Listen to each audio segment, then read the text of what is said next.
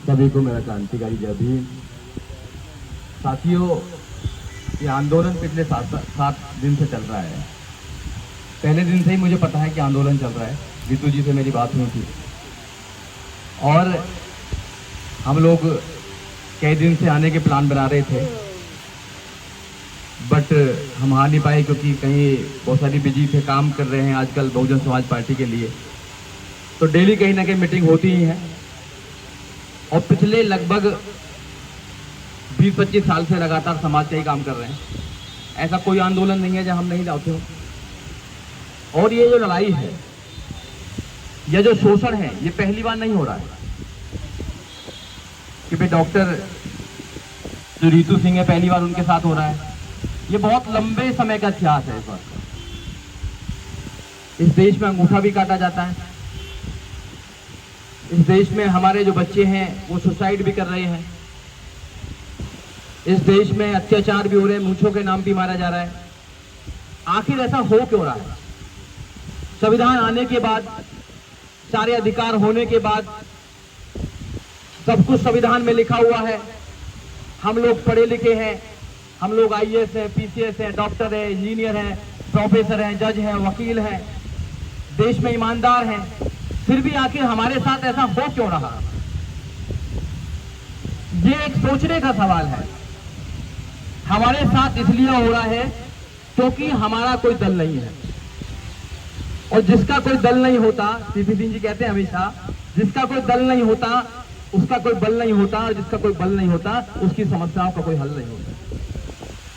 तो जब तक हमारी ताकत नहीं है, जो मेंबर ऑफ पार्लियामेंट बैठे हुए हैं वो हमारी बात को नहीं उठाते हैं, तो मैं आज इस मंच के माध्यम से मैं कहना चाहता हूं कि आपको मेंबर ऑफ पार्लियामेंट बनना चाहिए।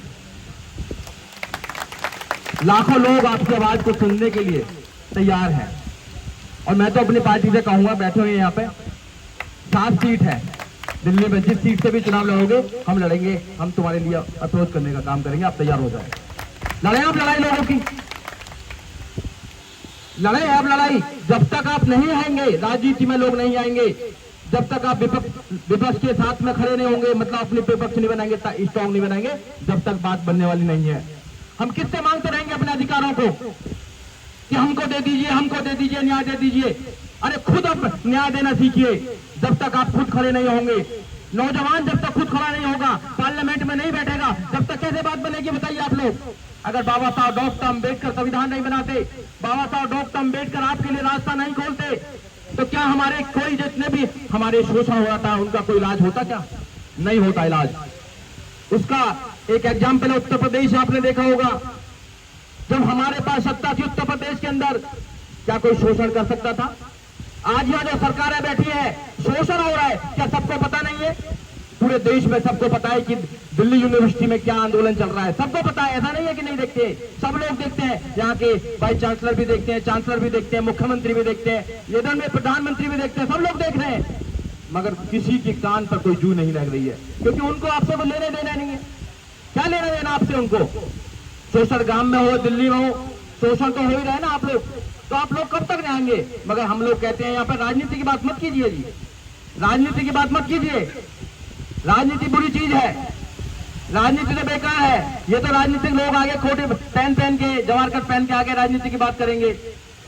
अगर राजनीति इतनी बुरी होती तो जिनकी माँ को, जिनकी दादी को गोली से उड़ा दिया गया, जिनके पिताजी को बम से उड़ा दिया गया, वो भी देश का प्रधानमंत्री बनना चाह रहे हैं। राजनीति इतनी बड़ी होती तो, अगर राजनीति इतनी बुरी होती तो जो भगवान से मिलने वाले थे, कुछ दिन में उनसे मुलाकात हो जाती भगवान से उनकी। उत्तर प्रदेश के योगी जी, उन्होंने कहा कि मुझे भगवान से मुलाकात नहीं करनी है, मुझे तो भैया राजनीति में आना है और राजनीति में आके मुख्यमंत्री बनना है, क्योंकि वहां कुछ मुलाकात का कोई चक्कर नहीं, राजनीति में आना है। अगर राजनीति इतनी बुरी होती है, हमारे लोगों को बताया गया है कि राजनीति बुरी चीज। अगर आप जैसे लोग राजनीति में नहीं आएंगे, आप जैसे लोग अगर चुनाव लड़कर संसद में नहीं जाएंगे, विधानसभा में नहीं जाएंगे, तो आप अपने लोगों की आवाज कैसे उठाएंगे? नहीं उठा सकते। इसलिए आप अपना मन बनाइए, अपना मन बनाइए कि हमें किसी से मांगने का अधिकार, जो हमारे अधिकार है, किसी से मांगने नहीं है, हमें अपने अधिकारों को देने का काम करना है। अब हो क्या रहा है? अब हो ही गया, आधे लोग इधर से झांक रहे हैं, आधे लोग इधर से झांक रहे हैं, हम बुला रहे हैं कि आ जाइए आ जाइए, वो कह रहे नहीं नहीं भैया हम नहीं आएंगे, आप लोग तो हमें कहीं और जगह ले जाना चाहते हैं। अरे उधर पर्दे से तुम झांको, इधर पर्दे से हम झांके, लगा दो आग पर्दे को, ना तुम झांको ना हम झांके। एक जगह हो जाओ ना, एक जगह हो जाओ। दिल्ली में इतने लोग हैं हमारे लोग, अगर दिल्ली में लोग खड़े हो जाए और वो अपना निश्चित कर ले कि अब की बार हमें कुछ तैयार करना है, अपनी सरकार बनानी है, अपने लोगों को जिताकर वहां पार्लियामेंट में भेजना जो हमारी आवाज को उठा सके, क्यों नहीं हमारी आवाज को उठा सकते हैं? उधर बैठे हैं आदरणीय भानु प्रताप सिंह जी, पूरे देश में आवाज को उठाने का काम करते हैं, वो पार्लियामेंट क्यों नहीं जा सकते? क्यों नहीं जा सकते पार्लियामेंट? क्या कभी समाज ने सोचा कि ऐसे लोगों को पार्लियामेंट नहीं भेजना? महमूद प्राचा जी पूरे देश में जा जाकर लड़ रहे हैं ना, केस लड़ रहे हैं, वो क्यों पार्लियामेंट नहीं जा सकते? डॉक्टर रितु सिंह पार्लियामेंट क्यों नहीं जा सकती? एडवोकेट सुनील क्यों नहीं जा सकते? सीपी सिंह जी क्यों नहीं जा सकते? इधर आ रही है लोग क्यों नहीं जा सकते? आप लोग बैठे क्यों नहीं जा सकते? आपने क्यों नहीं सोचा? बताइए आप लोग हम लोग दूसरी पार्टियों में जाकर अपनी जगह देखना चाहते हैं कि वहां में जगह मिल जाए बस। अरे तुम्हारी अपनी जगह है, तुम्हारा अपना घर है, अपने घर को मजबूत करो। कोई तुम्हें राजा बनाने वाला नहीं है। अगर कोई तुम्हें राजा बनाने वाला होता तो तुम्हें न्याय भी देता। जो तुम्हें न्याय नहीं दे सकता तुम्हें राजा कहां से बनाने का काम करेगा? नहीं बनाएगा तुम्हें कोई राजा। इसलिए ये जो सिलसिला चल रहा है, आज से सिलसिला नहीं चल रहा है आंदोलनों का। हमारे महापुरुष बाबा साहब डॉक्टर ने भाई पानी के लिए आंदोलन करे नहीं करे? बताइए। सम्मान के लिए मंदिर में जाने के लिए आंदोलन करे, माननीय काशीराम साहब ने आंदोलन करे, बहन कुमारी मायावती ने आंदोलन करे, और जितने भी आंदोलनकारी नेता हैं हमारे, सब लोगों ने आंदोलन करे कि नहीं करे? बताइए आप लोग। ये पहला आंदोलन थोड़ी हो रहा है कि पहला आंदोलन है। आंदोलन तो लगातार चलते रहेंगे और लगातार लंबा समय आंदोलन वो चलता रहेगा। मगर इस आंदोलन से जो सोते हुए लोग हैं, जो घरों में बैठे हैं, उनको पता लगता है कि हाँ, कुछ लोग आंदोलन करके हमारी आवाज को उठाने का काम कर रहे हैं, और उनकी आंखों में आंखें डालकर उनसे सवाल पूछने का माना रखते हैं कि जब जब तुम शोषण करोगे, हम तुम्हारी आंखों में आंखें डालकर तुमसे सवाल पूछेंगे कि हम लोग पढ़े लिखे होने के बाद भी अगर तुम हमारे साथ शोषण करोगे तो हम तुम्हें पूरे देश के सामने नंगा करने का काम करेंगे, जैसे डॉक्टर सविता राय को नंगा किया जा रहा है। मानसिकता देखिए इन लोगों की मानसिकता। ये जो प्रिंसिपल बन जाए, बड़े बड़े ओहदों पर चले जाए, मगर अपनी मानसिकता को छोड़ने के लिए तैयार नहीं है। इनकी मानसिकता वही है जो मनुवादी मानसिकता, जो ब्राह्मणवादी मानसिकता है। हमारे लोगों को तो पसंद ही नहीं करते। अभी डॉक्टर साहब वकील साहब कह रहे कहां चले जाए? भैया हम कहीं जाने वाले नहीं है। कभी तुम सोच रहे हो हम नहीं जाने वाले कहीं लोग भी। हम लोग यही अपनी ताकत बनाने के लिए तैयार हो रहे हैं और लोगों को तैयार कर रहे हैं घर घर जाकर कि आप तैयार हैं, आप उठोगे। जब तक आप उठोगे नहीं, तैयार नहीं होगे अपनी समस्या का सॉल्यूशन ढूंढने के लिए, अगर दूसरों के घरों में जाते रहोगे तो तुम्हारी समस्या का कोई सॉल्यूशन नहीं हो सकता है। उठो, खड़े हो और अपने पावर को तैयार करो, अपने घर को तैयार करो। जिस दिन तुमने अपनी पावर को तैयार कर लिया, उस दिन ये लोग आपके पीछे पीछे घूमेंगे। उत्तर प्रदेश आपने देखा होगा ना, एक महिला जिसको लोग पसंद नहीं करते, जब बहन कुमारी मायावती उत्तर प्रदेश में मुख्यमंत्री बनी तो इन्हीं के लोग जो लंबी लंबी मूछें लगाते थे, जो बड़े बड़े तिलक लगाते थे, पैरों में आकर गिरे ना गिरे। बताइए, सत्ता की ताकत होती है, ये होती है सत्ता की ताकत। आपने देखा होगा। मगर हम दूसरे लोगों को बनाता है कि आप बन जाओ। हम फुटबॉल की तरह हैं, इधर से मारते हैं, खिलाड़ी मारता है, कभी कांग्रेस हम में मारती है, किक मारती है तो बीजेपी की तरफ चले जाते हैं, बीजेपी किक मारती है, किक मारती है तो कांग्रेस की तरफ चले जाते हैं। हम कब तक फुटबॉल बनते रहेंगे? कब तक फुटबॉल बनते रहेंगे? अरे हम भी तो बनना चाहते हैं, हम भी प्लेयर बनना चाहते हैं, हम प्लेयर बनना चाहते हैं, हम भी युद्ध में लड़ना चाहते हैं, हम भी मैदान में लड़ना चाहते हैं। हम अच्छे खिलाड़ी हैं, हम अच्छे खिलाड़ी हैं। जैसे वो अच्छा पढ़ा सकती हैं, अच्छे डॉक्टर हैं, वो अच्छे वकील हैं, हमारे अच्छे लोग हैं, पढ़ने वाले लोग मेहनत करते हैं हमारे हर जहां भी जाते हैं। मगर हमको वो गिनते नहीं है, हमको वो गिनते नहीं है, क्योंकि हमारी ताकत है एक साथ नहीं है। हम अलग अलग ताकत लगा रहे हैं, अलग अलग मोर्चों पर ताकत लगा रहे हैं। अगर एक साथ ये ताकत लग जाए तो बात बन जाएगी। आज अफसोस यही है कि हम अलग अलग टांग खींचने का काम कर रहे हैं। मुझको कोई और पसंद नहीं है और उसको मैं पसंद नहीं हूँ। अपनी पसंद को तुम अपने पास रखो। हमारा एक मिशन है, वो मिशन है इस देश में समता, स्वतंत्रता, न्याय, बंधुता का समाज बनाना। जब बाबा साहब डॉक्टर अम्बेडकर से पूछा लोगों ने कि समाज कैसा होना चाहिए, समाज कैसा होना चाहिए? हम लोग सब समाज में रहते हैं, जितने भी लोग हैं। ये जो डॉक्टर हैं जिन्होंने शोषण किया है वो भी उसी समाज में रहते हैं। तो बाबा साहब डॉक्टर अम्बेडकर ने कहा कि आदर्श समाज में किसको चाहता हूँ? आदर्श समाज में चाहता हूँ कि वहाँ न्याय की बात हो, वहाँ सत्यनिष्ठा की बात हो, वहाँ समानता की बात हो, वहाँ बंधुता की बात हो। जो चार चीज जिस समाज में होंगी वो आदर्श समाज होगा। यहाँ क्या है? यहाँ अन्याय है। यहाँ समता की बात नहीं होती है, यहाँ समता की बात नहीं होती है, यहाँ तो अन्याय की बात होती है। यहाँ कोई सत्यनिष्ठा की बात नहीं होती है। अगर कोई आदमी पढ़ाता है, अगर वो अच्छा बोलता है, आंदोलनों में जाता है, तो यहाँ का जो प्रिंसिपल है, जो कविता है, उसकी आंखों में किरकिरी हो जाती है। ये जो लड़की है ये क्या बोलती है, ये क्यों जवाब देती है, इसको हटाया जाए। यही इनका अपराध है और कोई अपराध नहीं है, क्योंकि वो उससे ज्यादा इंटेलिजेंट है। तो ऐसा अपराध तो हम बार बार करेंगे, ऐसी अपराध तो बार बार करेंगे। हम भी जजों के सामने अच्छी तरह बोलने का काम करते हैं। हाँ बोलेंगे, जब तक बोलेंगे जब तक आखिरी हमारे सांस है। आप तुम रोक नहीं सकते हो, क्योंकि हम तुम्हारे दया पर नहीं है।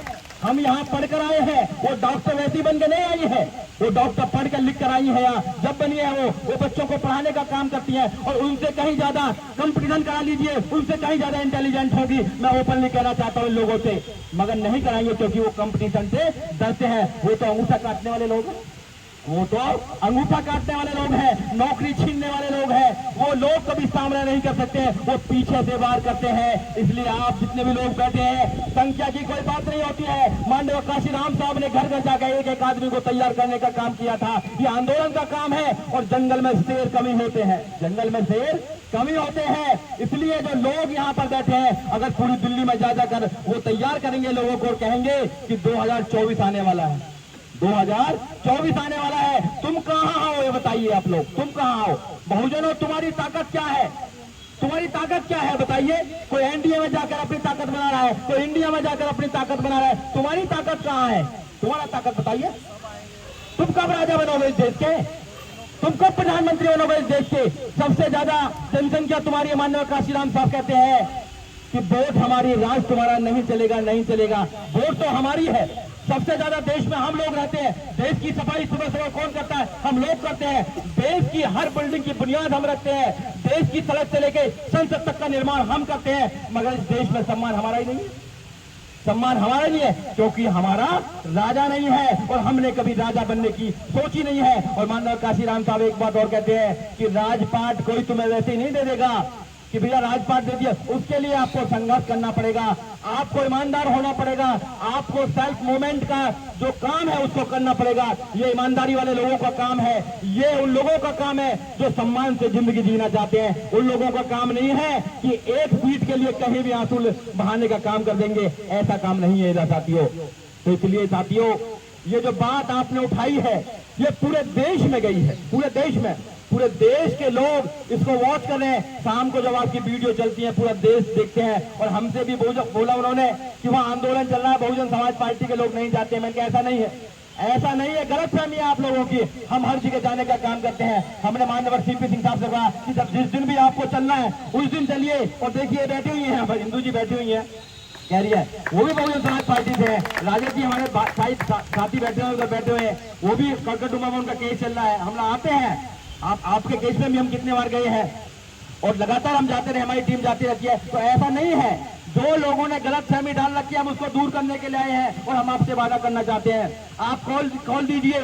ये यहाँ पर लोगों को रुकने के लिए जगह नहीं होगी, इतनी लोग भीड़ आ जाएगी। एक दिन कहना चाहिए, एक दिन कहे तो सही, यहाँ इकट्ठे लोग इतने हो जाएंगे, पूरे दिल्ली के लोग जाम हो जाएगा, चारों तरफ से जाम हो जाएगा। और एक तो जो 44 लगा रखे ना, ये सारे लोग परेशान हो जाएंगे। मगर हम बाबा साहब डॉक्टर अम्बेडकर के मानने वाले लोग हैं। हम कानून के दायरे में चलते हैं, हम कलम के योद्धा हैं, हम कलम से अपनी बात को रखना चाहते हैं। क्योंकि बाबा साहब डॉक्टर अम्बेडकर ने हमेशा कलम से लड़ाई लड़ी है और कलम की लड़ाई सबसे ज्यादा ताकतवर होती है। आपने जब कलम चलाई तो 4 सीटें होगा, कोई 4 सीटें होगी ना, अभी आएगी कोर्ट में भी स्वागत करेंगे हम लोग उनका। ऐसा नहीं है कि कोर्ट में स्वागत नहीं करेंगे, और कोर्ट में बहुत अच्छा स्वागत होता है, ऐसा नहीं है कि स्वागत नहीं होता है। हमेशा बहुत लोगों का स्वागत किया, उनका भी स्वागत करने का काम करेंगे। आप चिंता रह रहे हैं तो हमारे लोगों पर कोई अगर अत्याचार करेगा तो हम भी उन पर उसका बदला तो नहीं लेते हम लोग, मगर उन पर कानूनी कार्रवाई करके कलम की ताकत दिखाने का काम करेंगे। साथियों, आप लोगों ने मेरी बात सुनी, उसके लिए बहुत बहुत धन्यवाद। और मैं फिर दोबारा पुनः अपने साथी जो डॉक्टर रितु सिंह है उनको आह्वान करता हूं कि आप लोग आए, आप लोग पार्लियामेंट बने, आप मेंबर ऑफ पार्लियामेंट बने, जब ये लड़ाई हो पाएगी। आप डॉक्टर भी हैं, आप समाज के डॉक्टर बने। जय भीम, जय भारत।